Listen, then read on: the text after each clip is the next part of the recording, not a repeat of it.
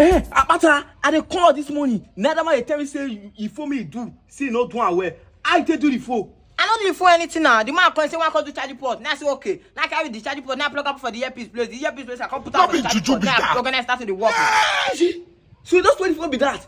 If the man come now you know now your face one because me not there. Just pay 58 years for this store. See what rubbish work me see they do. You know get sense one day. You know get sense. Not time now because me no say phone when me do. It get well time just pay 58 years for this store. I don't know anything. Shut up. I will talk. You will see the talk.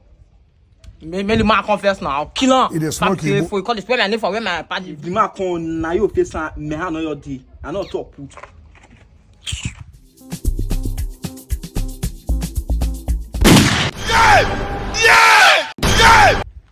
Shema, wait, keep my boy come over road now. Wait, over to me, we charge matter. Why your boy go change my charging port? Go put up for earpiece place. Earpiece or charging port. Photo. Okay, for talk now. Where you killer like that? I mean, the share for my something. I don't ban this work. I go do fucking answer.